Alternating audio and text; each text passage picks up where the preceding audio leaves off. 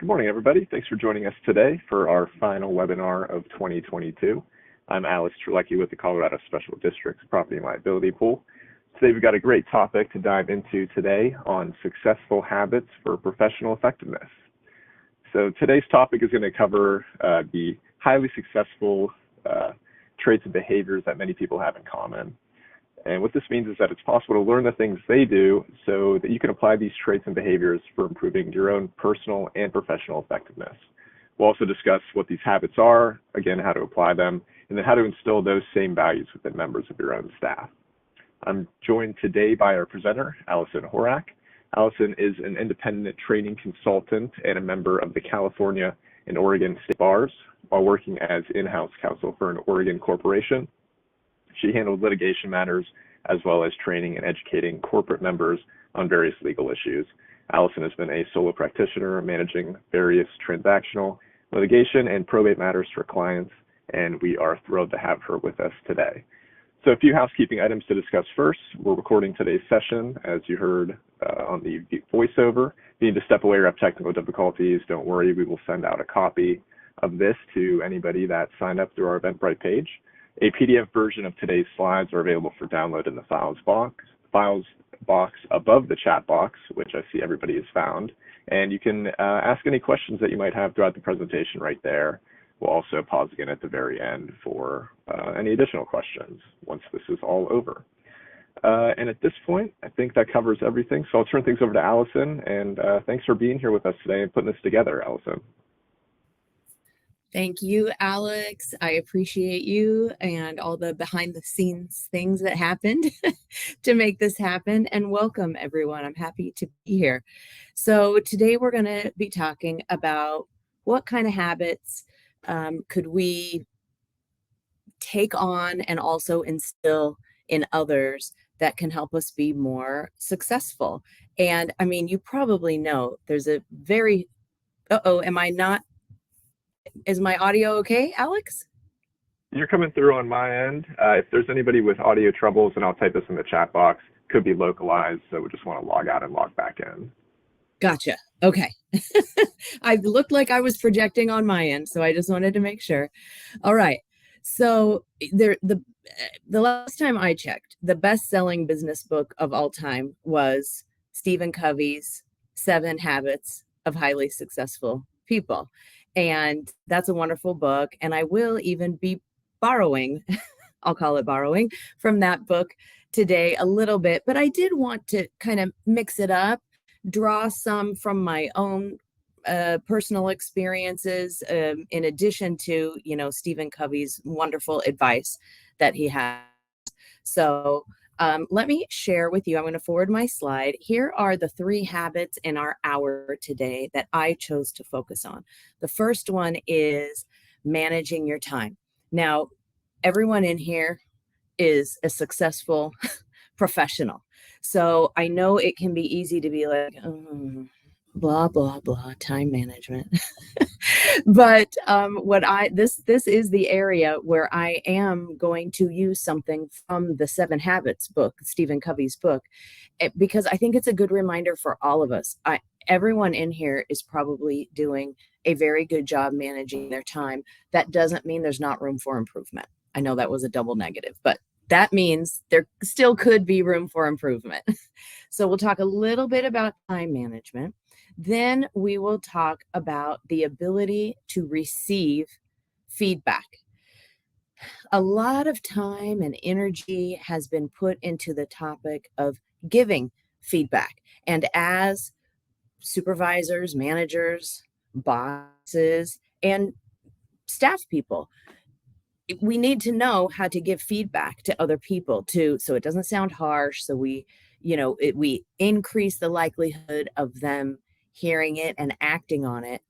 But very little research and material has been written on how can we improve our ability to receive feedback.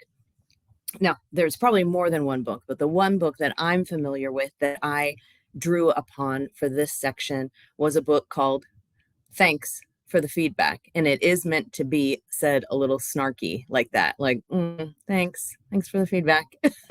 So they have some really good insights. That's a book with two authors, and they give us some really practical tools for how we can get better at receiving feedback. Now, you notice it doesn't say accepting all feedback that comes our way as truth.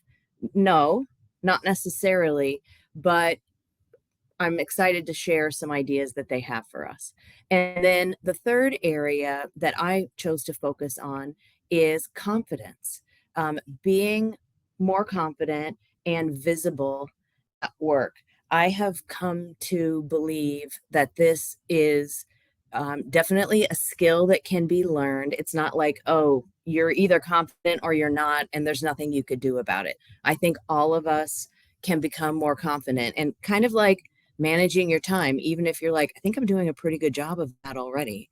And I'm sure you are, but there's probably even more opportunities to get more confident at work. And then we'll talk about this business of being more visible, which is, I believe, strongly related to confidence. All right. So, yeah, there is no video today. I guess that's how they normally do these webinars, which is fine. But this is the only time that I've presented without video. And so I got up, I got all dressed up. And then I was like, I could be in my yoga pants and baseball hat right now. But just so you know, I look very professional today, even though you all can't see me. All right. Did you want to say something, Alex? Sorry. No. Okay. I think someone's unmuted. If maybe check your settings and just make sure on that. All right. So let's start with managing our time. So as I said, I'm borrowing something from Stephen Covey. And just so you know, he is deceased. I'm kind of talk about him like he's still alive, but he is deceased now. But I mean from his book. And this is what he calls the time management matrix. So in just a moment, I'm going to forward my slide and you'll see a graphic. But just so you see, the x-axis and the y-axis are already visible. So the x-axis is the horizontal one. And so what the graphic that you'll see in a moment is 4 quadrants, squares, whatever. And they each, they fall along these axes. So the urgent axis, urgency has to do with timing. Do I have to do this now, which would be urgent, or can I delay it, which would be not urgent? Okay, then the y-axis, the vertical one, the one that you would kind of have to turn your head to read it completely, that's important or not important. So if urgency, the one at the top, has to do with time, importance has to do with how closely related to your mission, vision, and values is the activity. So I'll say that one more time. Urgency has to do with time. Importance has to do with how closely related is the activity to your mission, vision, and values. And I see Holly says hello from Pittsburgh, and I am a Steelers fan, so I feel compelled to acknowledge, go Steelers. We're having a transition year, Holly. That's all I'll say. Transition year. Okay. So let's look at this graphic. There we go. So I know that's a lot of words to take in, but quadrant 1, we'll start in the top left. These are things that are both urgent and important. A major deadline that you have to address, that you have to do the work and get it turned in. The phone is ringing and it's an important customer, client, whatever the right word is in your world. Last minute assignments, things that your director, your manager, your boss kind of drops in your lap and says, I need this yesterday. And then any kind of crisis, this, like maybe an employee gets injured at work or whatever. Those are both urgent and important. You can't delay, and doing those things are very strongly related to your mission, vision, and values. That's why you exist, is to do that work. And you might say, well, how is a crisis related to our mission, vision, values? Well, keeping your employees safe, for instance. So the crisis is an employee got injured at work. One of your values is safety, right? Or, respect, however you want to say it, valuing your employees. So, of course, that's important. Okay, let's go to the next one, quadrant 2. These are things that are important, but they're not urgent. So, like in our personal life, an example of what would be in quadrant 2 would be exercise. Exercise is important because presumably we all value health. Is it urgent? Does anything bad happen today if I say, I don't think I'm going to go on that walk today? I don't think I'm going to jog for 30 minutes. No, nothing bad happens immediately. Now, over time, compounded, yes.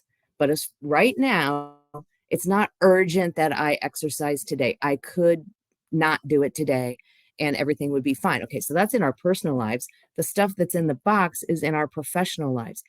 Taking the time to plan for the future, planning for my professional development, planning for where I want my team to be 3 years from now.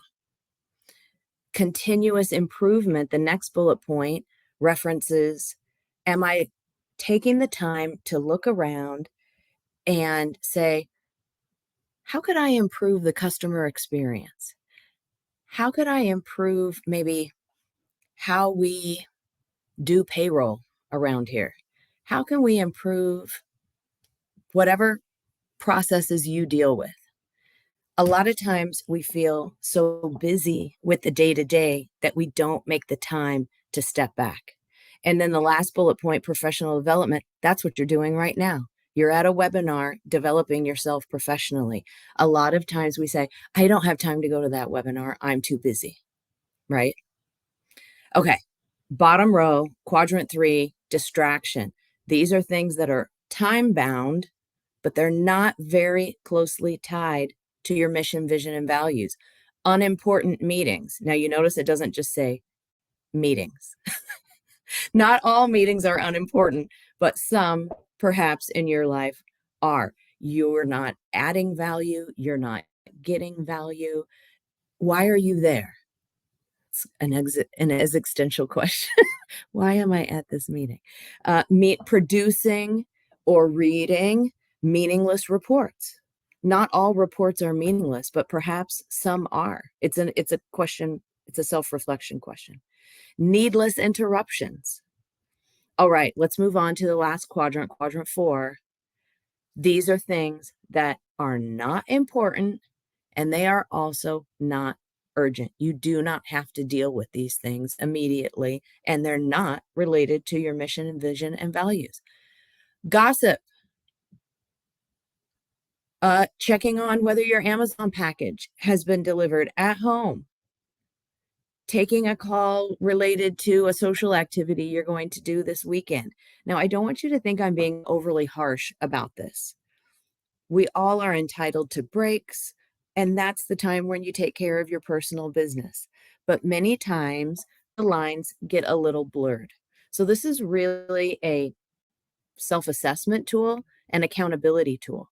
Where am I spending my time? That's what we're supposed to do with this. So I would hope that the first quadrant we could deal with, that we could all agree, I just need to eliminate this if it exists in my work life. It's that quadrant 4 called waste. That is wasteful. That is doing things that are neither urgent nor important at work. All right, so we can immediately get rid of that. So what Covey says the ideal quadrant to be in is quadrant 2, which kind of sounds like you're not necessarily doing work.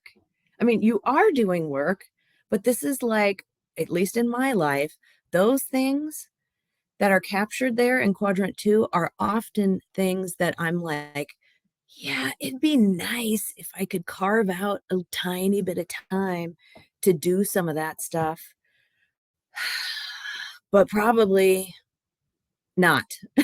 Realistically, I'm probably not going to be in quadrant 2 today or maybe even this week. And yet that's where Covey says really effective people spend the majority of their time. So I'm going to put a question at the top of my slide, and I want to find out your thoughts. You can use the chat for this. Covey says growing quadrant 2, the one with the green box around it, shrinks quadrants 1 and 3. How does that work? Is there anyone who would be willing to speculate, at least in the chat? How does spending more time planning, for instance, shrink your need to be in quadrants 1 and 3?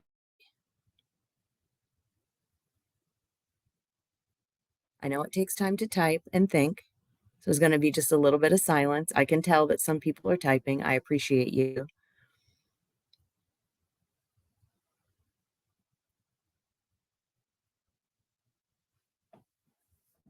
So just in other words, if I could spend more time planning, if I could spend more time looking at our processes and improving them, that would shrink my need to deal with last minute assignments.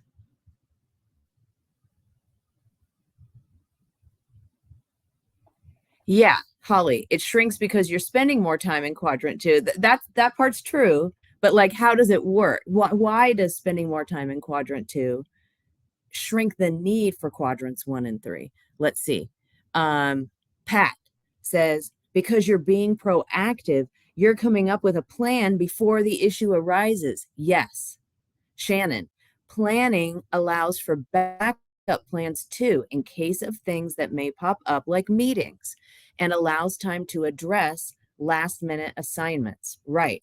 Carol, depends on what we decide to prioritize or define their relevance to outcome in quadrant 3. Yeah, it can get a little blurry, like the difference between quadrant 1 and quadrant 3. Sometimes I have trouble figuring out where they belong, but I do think the important thing is it's pretty clear to know, it's pretty easy to know if I'm in quadrant 2 or not. All right. Kathy, you're taking the time planning, so crises are taken care of ahead of time. Yes, I'm going to come back to that, Kathy. Natalie says there's only so much time. So much time allocated in one area would lead to less time available in other areas. That's true, right? Time is finite. More planning should reduce crises and interruptions. More planning should help focus priorities to reduce meaningless reports. Yeah. Sarah Jane, identifying the distractions and minimizing them as much as possible, understanding that issues will arise and crisis occurs, but less time will be spent there. Right. So just as an example, you all are totally picking up what Covey and I are laying down here, but I think it's foreseeable. Even if, I mean, I read your intros. You all work, in all different kinds of areas, but let's say you work in an office and we can kind of tell ourselves, well, we're not like on the front lines fighting fires. I'm in an office, and we could kind of delude ourselves that no one is going to get injured at work, but it is foreseeable that someone's going to have some kind of injury, trip and fall or whatever. So because I don't know when someone is going to get injured, and I don't actually know if, but most likely someone will get injured at work on my watch. I know that will probably happen. So I have a plan. For instance, I have the necessary forms printed out and in my office to hand to the employee. I've actually thought about some scenarios. And so I've gone to HR and I've asked them, yeah, if someone, for instance, sprains their ankle at work, can I drive them to urgent care? Or do they have to call, a friend or family member to take them? Am I obligated to call 911? Like, I've thought of those questions and I've gotten the answers before the crisis happens. So when it does happen, I'm less stressed out and I'm spending less time researching it. That's just an example.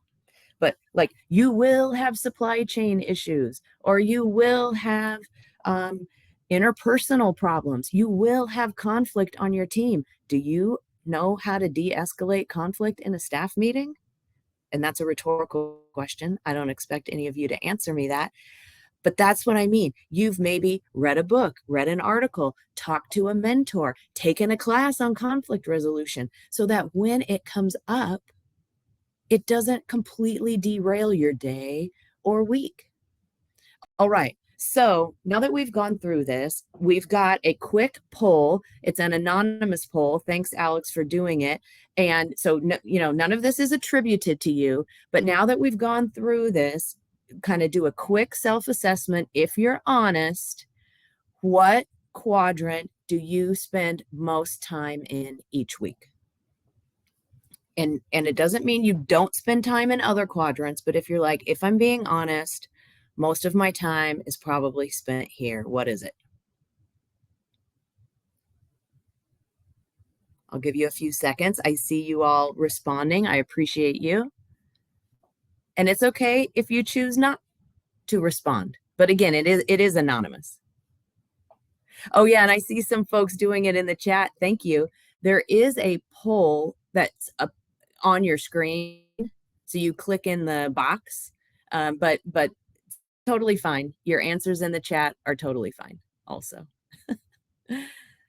All right, let's give it a few more seconds, Alex.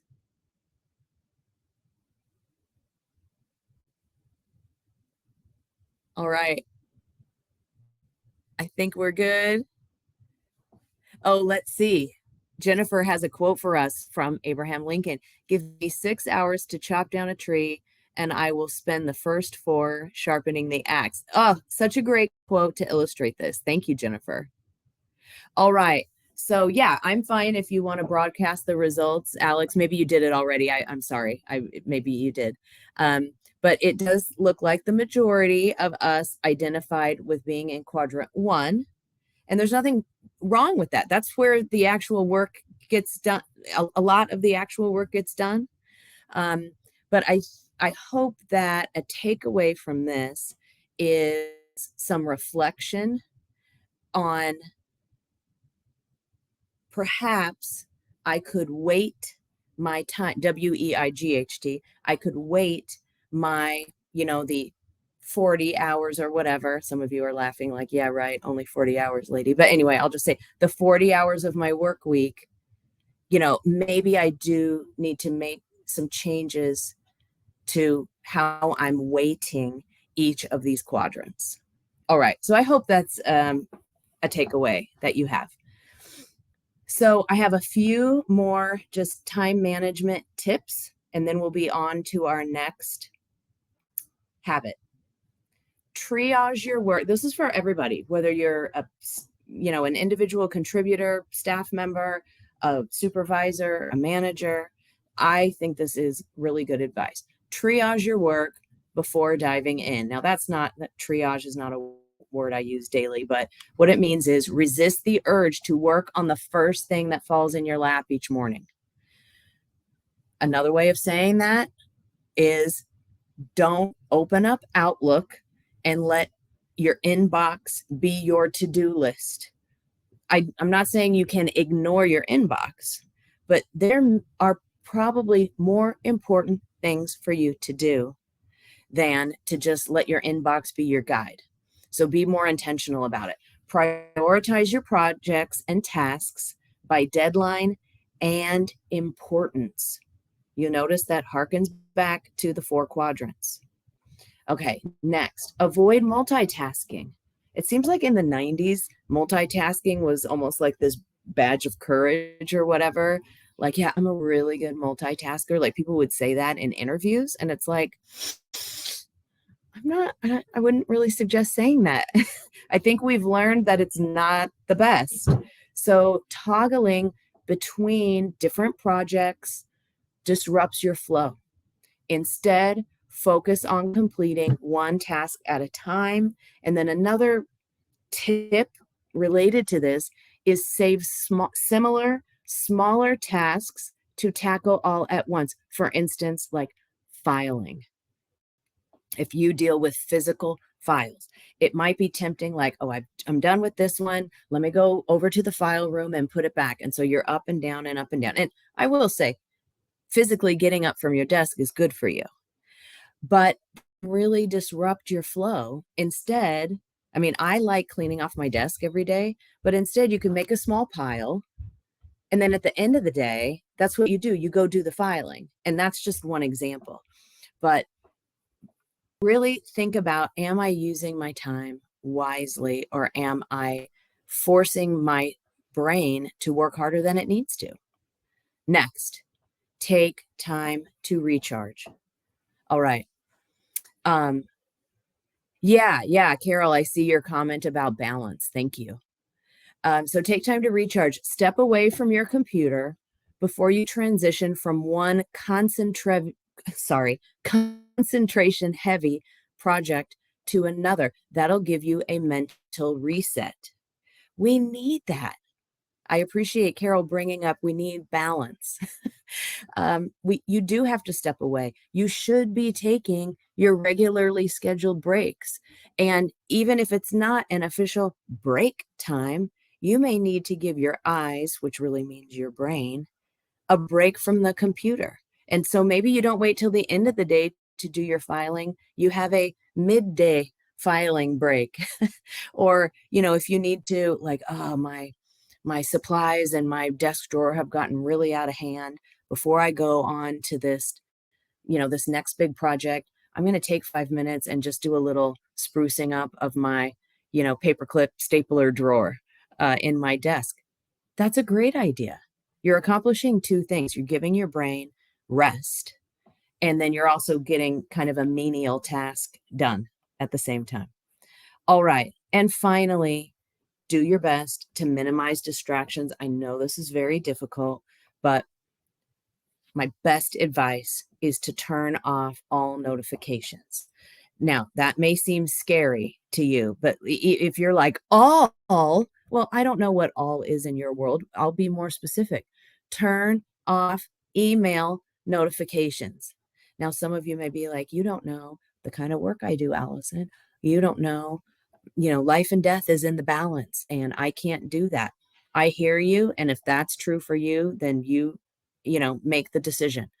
Here's what I'll say. I turned off my Outlook notifications about 7 or 8 years ago, and I have never looked back. And I'll say this, I have never forgotten to check my email. I just check it less frequently, and I'm not nagged, N-A-G-G-E-D, nagged. I am not nagged every minute by that blue rectangle in the bottom right-hand corner of my screen. Why? I don't need that. If I check my email now, or I check my email 10 minutes from now, there is no difference. Only I just got 10 minutes of uninterrupted thought. That's quadrant 2. That's what we need. Now, maybe many of you have done that. I will ask, this is not an official poll. This will just be in the chat. Is this scary? Yes or no? Is this scary? Or I'll change that. That's kind of a silly question, but have you turned off your Outlook notifications? Yes or no? I'm just kind of curious where the room is at. You could put a Y for yes or an N for no. Just make it super easy. Have you turned off Outlook notifications? All right. So I see Eileen, just for instance. Eileen is a yes, but she's not just a yes. She's a yes exclamation point. All right. So I mean, Eileen feels strongly about it, as I do. Kathy says yes, depending on the day. So she's acknowledging, like, just because you turn them off doesn't mean you can't turn them back on again. Like, maybe there's some kind of emergency happening and you need to turn it back on. That's okay. It's not like, once you do it, you can't go back. I'll just say, I haven't gone back, but it's just something to consider. I promise that you will not forget to check your email. You will just check it less frequently. And I think you will find it very freeing. And I think you will find that you get more meaningful work done. Let's see. Oh, Eileen explains it was the dinging sound that was driving me nuts. So I turned them all off and it was a revelation. Yeah, I have several stories like that we just don't have time for now, of other people like Eileen who did it and was like, literally, a weight was off my shoulders. I could not believe how much more effective I was at work. And yeah, they can be stressful. Yeah, and Scott says, I do have them turned off, but I have my email open. That's fine. I mean, not like Scott was like, oh, I'm glad Allison thinks it's fine. But I mean, that, right? Scott's making it work for him. And I would say if this is super scary, take some baby steps. But to me, of the four that are on the screen, this one at the bottom is the easiest and the most radical. The one you're going to see the biggest difference in your time management. All right, so let's go on to the next topic, receiving feedback. And I'm just checking my time. Okay, we're at the halfway mark. Perfect. So we've probably all learned a tip, learned a strategy along the way in our professional lives for giving feedback. And there may be some folks in here who like, I was in a class where we talked about receiving feedback, or, I've read some stuff on this, and that's great if you have. In my life experience, very little time has been devoted to how can I be better at hearing feedback about myself. And so that's what we're going to explore. So I'm going to start with a quote. It answers this question at the bottom. What makes feedback hard? What makes receiving feedback or hearing feedback about ourselves hard? And, because a compliment is a form of feedback. And some people even struggle with compliments. But what I do have in mind when I say this is what makes constructive feedback hard to hear sometimes. Well, I've got a quote from this book that I mentioned, Thanks for the Feedback, and you'll see the reference on the slide in just a moment. But here is the quote that I thought was, I really had to think about it, but I really think they've captured something here. Receiving feedback sits at the intersection of these two needs: our drive to learn and our longing for acceptance. So let me just explain what that means really quickly. I think if I asked you, which I won't, but if I asked this group of 45 people, do you have a learner's mindset? Do you like learning things? Do you want to get better at stuff at work? I have a feeling we would get unanimous yeses to that. All of us want to be the type of person who is never done learning. I want to be better at work. Okay, so it seems like, so what's the problem here? Well, the longing for acceptance. I also want you to accept me for who I am right now, with maybe a little bit of work to do, with a flaw here and there. Like, why isn't what I'm bringing to the table right now enough? So do you see this is rhetorical, but do you see the conflict between those two things, or the intersection? Like, maybe conflict isn't really the right word, but it's like, yeah, I want to get better at stuff, but I also hope that, you hired me, or I'm in this position because, like, I'm pretty good right now. And that longing for acceptance, I think, really kicks in when someone approaches us and says, whatever, I think you could have handled that meeting a little bit better. You sounded a little harsh when you were on that customer call. It's like, excuse me, after all I've done for you, or after all I've done for this organization. and we get a little prickly. We get a little defensive sometimes. And so there's the reference. The authors are Stone and Heen. And the book, as I mentioned, is called Thanks for the Feedback, The Science and Art of Receiving Feedback Well. And what I do like, they chose this word, receiving feedback. You notice it's not the science and art of accepting feedback. Now, they're not encouraging us to dismiss feedback. Like, I don't accept that. But they are encouraging us to receive it and think on it, and then decide, how we should act. So they're not encouraging us to accept everything that comes our way as truth. But on the other hand, a more common problem is that we dismiss all negative feedback out of hand because we don't like it or we don't agree with it. Are you feeling me right now? That it's just a thing that we do, humans, that we do. So, to me, I love that cartoon guy because I think his eyebrows perfectly capture what is going on here. So it's a moment of self-reflection and kind of, to do the Spock eyebrow, like, have you ever noticed this? And you don't have to answer me. You can if you want to. But have you ever noticed this? It's actually in yourself. Um, when we are the feedback giver, the person we're giving feedback to is not good at receiving it. And though, but then when we're the recipient, when we receive feedback, we often think, man, that person is not good at feedback.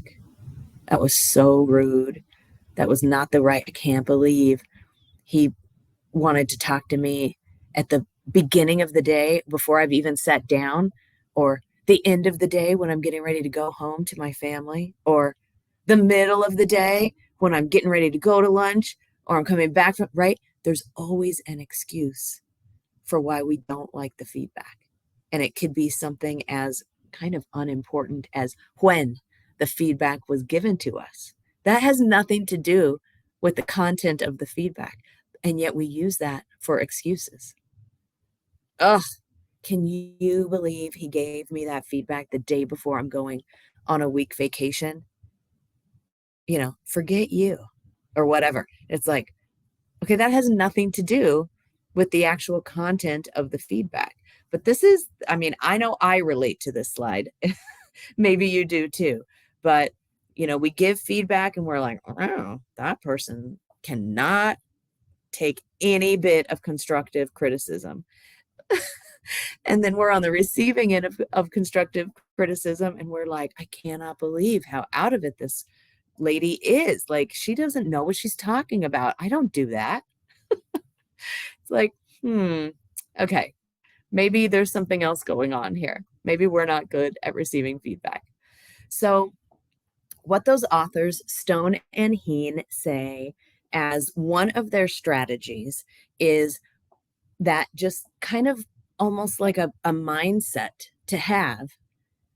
So even before you're in the moment of someone giving you constructive feedback, they say it's best if you accept these 3 things about yourself. Here they are. I will make mistakes. I'm a human and I will make mistakes. So you probably already understand where this is going. Like, if I can say to myself, I will make mistakes sometimes, then that opens the door to, that does mean that sometimes constructive criticism I get will be accurate. Sometimes. Okay, so I will make mistakes. I have complex intentions. So kind of like, it's not quite as binary as I'm a good employee or I'm a bad employee, because there's always evidence to the contrary for both. So, yeah, I'm often my intentions are pure. Perhaps sometimes my intentions are self-centered. That does happen sometimes. So that's what it means. I have complex intentions and I have contributed to the problem. And you may be like, what problem? Whatever is going on, I probably or did play some kind of role in it. So I find this slide very challenging. I find this advice challenging because there are times where I'm like, what do you mean I contributed to the problem? I had totally pure motives. That's number 2. I handled everything by the book. That's number 1. And, I'm not to blame for this at all. Number 3. Most likely that's not as super accurate way of thinking about it. So I want to find out from you, do you think do you agree with this approach? And like, how could accepting these three things perhaps help us receive feedback a little bit better? You can use the chat for this. And it's okay if you're like, I don't know if I'm not sure I agree with this, or I don't like this. That's okay if that's your comment also. I don't expect you to just, swallow this. This is what those two authors say will go a long way in helping us receive feedback. Um, I will make mistakes because I'm a person. I don't always have clear motives. Sometimes they're pure, sometimes they're not. And I played some kind of role in this situation. So let's see. And I'm sorry that I may not say your name correctly. I think perhaps Kaisha, but I'm sorry if that wasn't correct. But Kaisha says, helping be more accountable to grow. Yes. Yes. I mean, I really think that captures it. It's, you're basically saying, I'm going to hold myself accountable for my part of this. And, I like also your use of the word grow. Like, I do want to learn, I do want to get better, which means I have to acknowledge that I'm not perfect, or else there's no room to grow, right? Sarah Jane writes, we tend to see problems outside of ourselves instead of how we contribute to them. This is really about self-awareness. Yes, which is, a part of emotional intelligence, which is a term that I hear a lot. But it can be kind of like thrown around without really explained. But I like that, like your use of the word self-awareness. This is a part of it. How can I try to see my behavior, my attitudes, my actions more objectively? All right. So let's go on. This is another tool that I think is very practical, is very tangible, that Stone and Heen, the authors of the book, say we can use a tool to help us process negative or constructive feedback. So you can see it's pretty straightforward. It's a 3-column table. You could do this on a sticky note. You could do this on a piece of paper, an Excel spreadsheet, a Word document. It doesn't matter where you do it. It's not for public consumption. It's for you. You have to force yourself to fill out all 3 columns. So you see what the headings are. What was the feedback I received? So that's just neutral, factual. What did the person say to me? To the best of your recall, right? And you type that in the first column.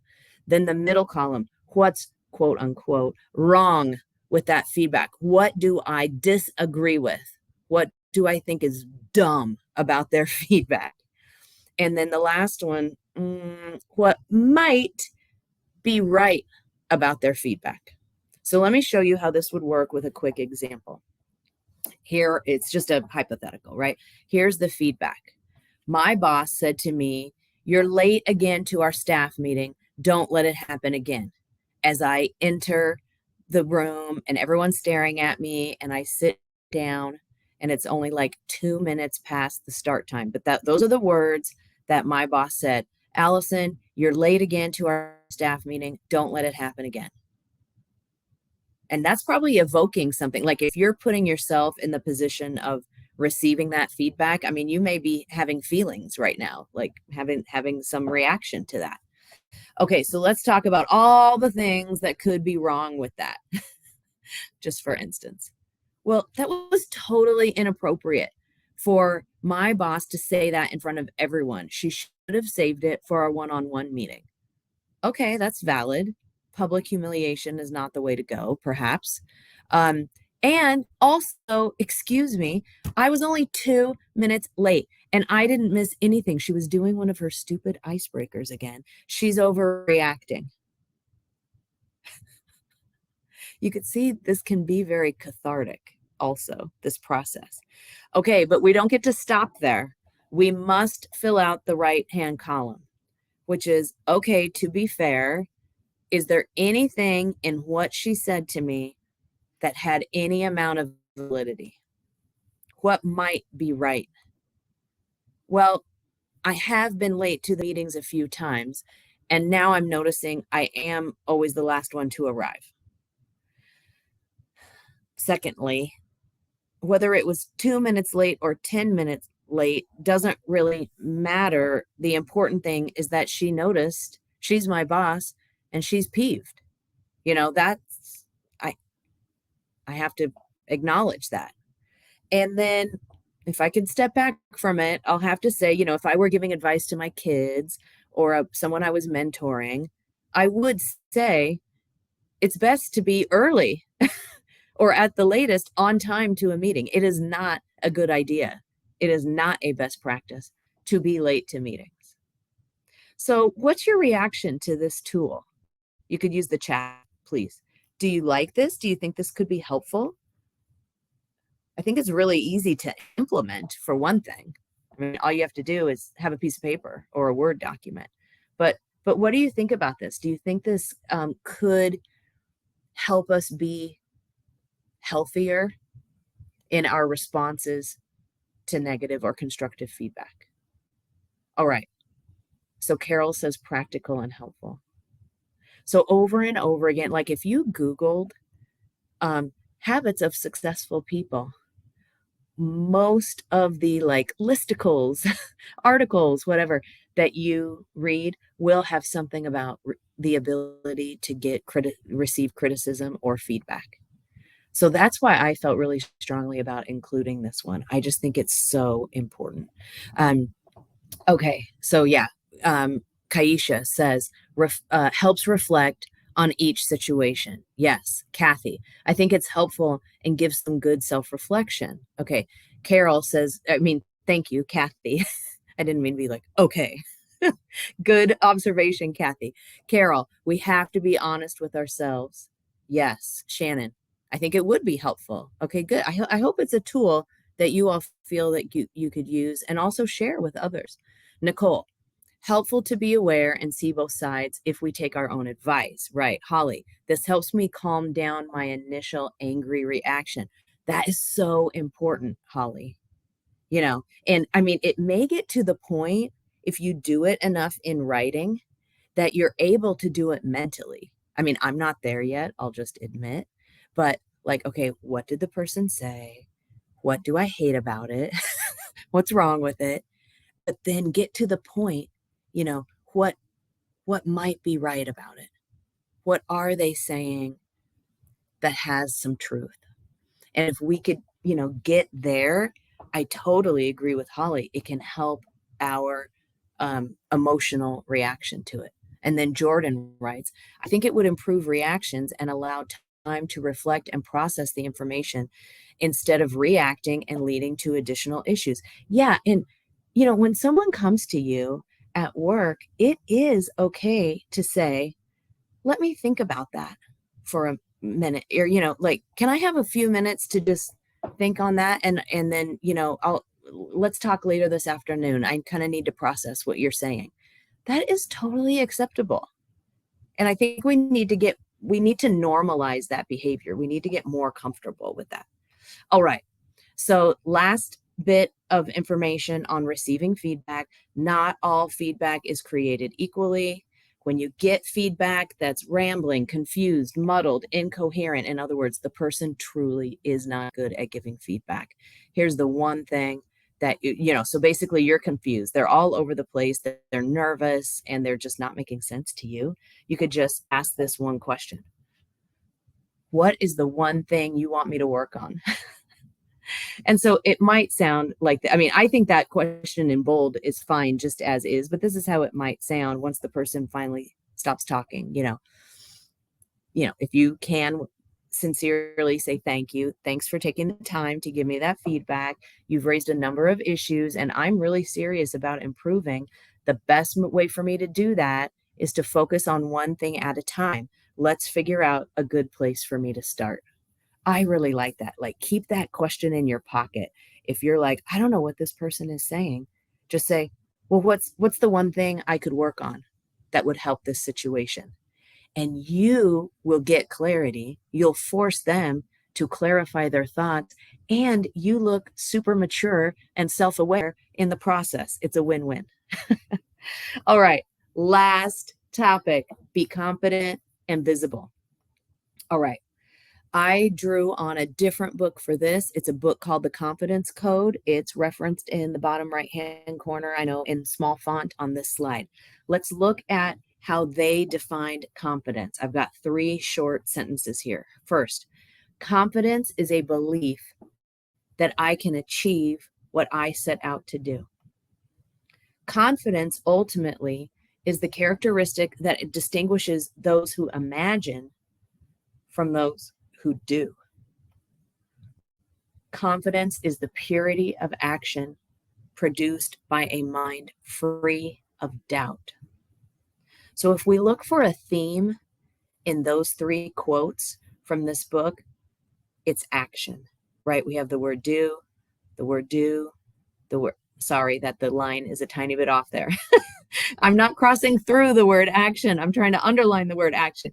But right, that is the key to confidence, is action rather than what? Hemming and hawing, quote unquote, researching, making sure I'm prepared, being perfect, being 100% ready for this opportunity. No. I mean, our population would die out if people had to be 100% ready to have kids. There would be no more kids because you're never ready, right? And the same thing is true for opportunities at work. All right. So another quote from the book, do one small brave thing, and then the next one will be easier, and soon confidence will flow. You do get more confident the more you do stuff. And you notice I'm not speaking to, do you mean doing stuff and being successful and it turning out perfectly, Allison? No, I do not. I mean, you were brave. You tried something. Let's just take an example. You were brave. You applied for that promotion. You didn't even get called for an interview. You still gained confidence. Why? Because you did it and you didn't die, basically. The world kept spinning. Okay. And now you're like, that wasn't so hard. Then you get another opportunity. You apply again because you already have your resume, your cover letter, you already have everything all set. You apply, this time you get to the interview. You don't get the job again. You don't make it past the interview. You did just gain confidence.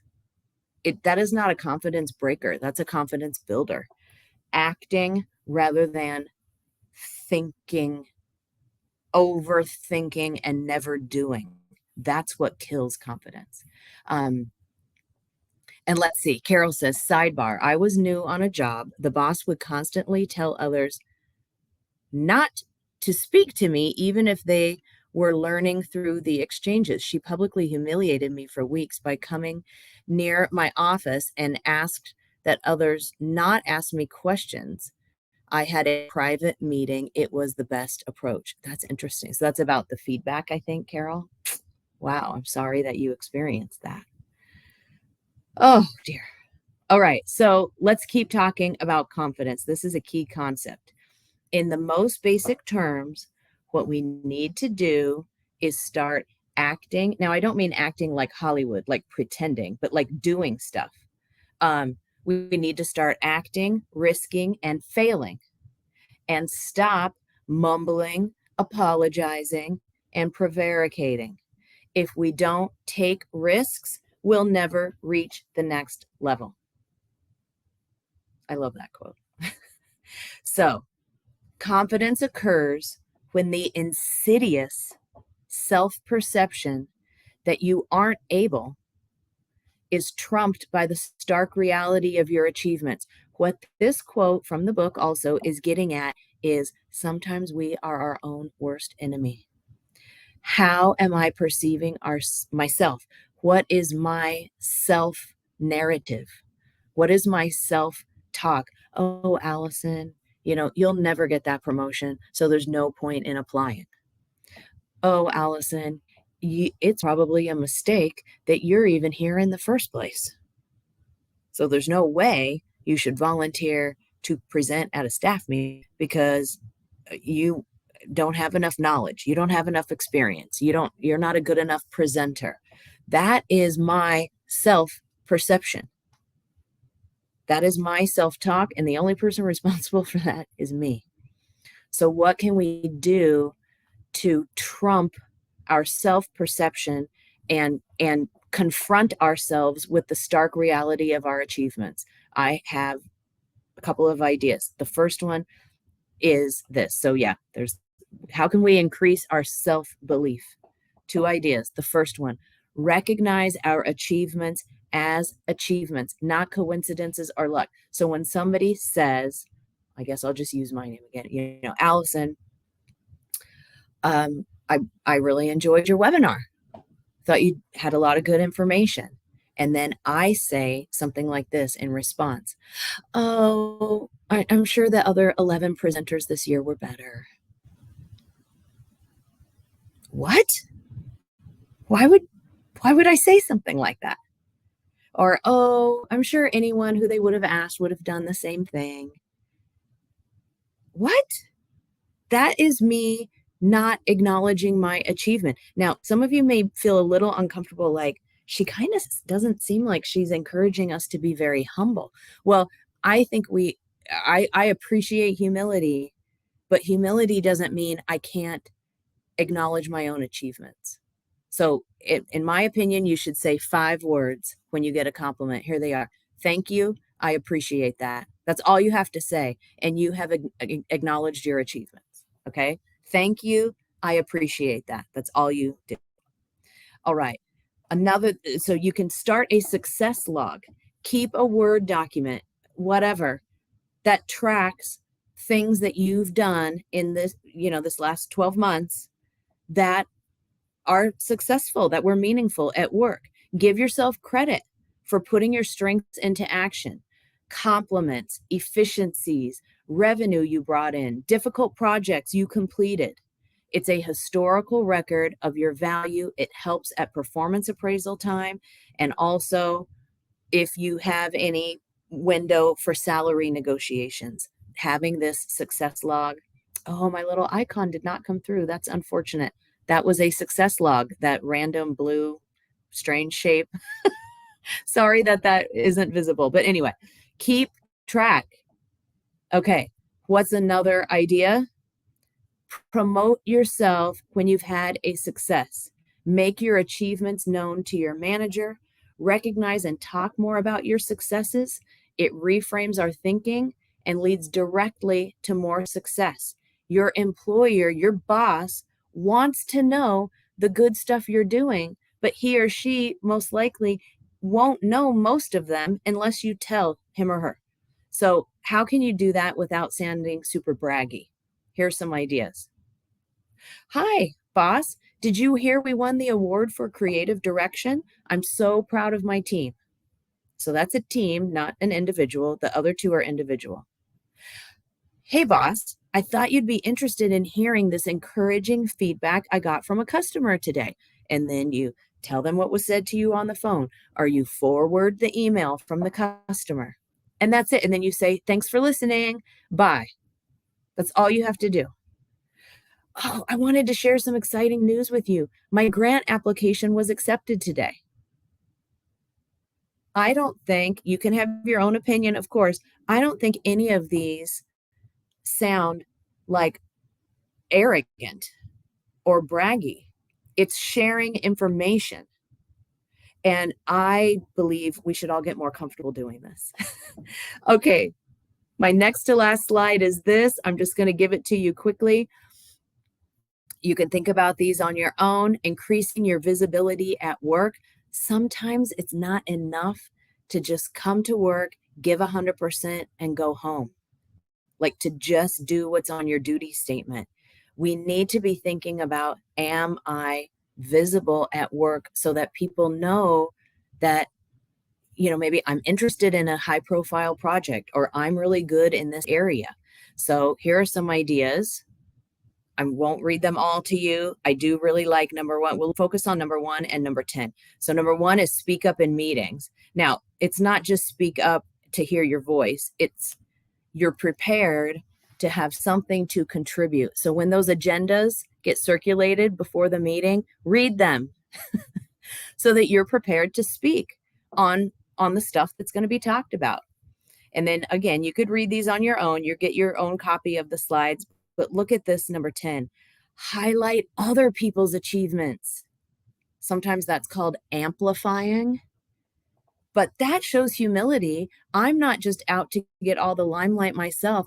I am super proud of my coworker, or I'm super proud of my boss, or my staff member who had this really great feedback from a member or a customer or whatever.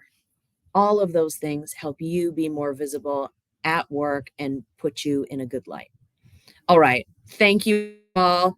Whew, we did it, everybody. It's 10. Practice your 3 habits, manage your time, receive feedback, be confident and visible. Thank you, Alex, so much. There's my email address. And if you'd like to connect on LinkedIn, I'd be happy to do that. Sorry, I didn't leave you a lot of time at the end, but Alex does have an outro for you. Great. Thank you, Allison. Yeah, excellent presentation. And if I would rank you definitely above, some of our 11 other presenters. So thanks again for being here and putting this on. Thank you. I appreciate it. Yeah. Well, if there are any questions, we might have a minute or two. I'll go ahead and promote our webinar next month, which will be specifically for our members in Colorado. We'll be talking about reducing accidents with safety consultations. So if that's interesting to you or might be interesting to members of your team, go ahead and sign up today on our Eventbrite page. All right, it looks like just a lot of thank yous and kudos. So we'll go ahead and get out of here since it's been an hour. Allison, thanks again for putting this on today. Yeah, thank you. Appreciate all the kind comments in the chat, everybody. Have a nice weekend. Great. Thanks for being with us here today, everybody, and have a nice holiday. We'll see you in 2023. Thank you.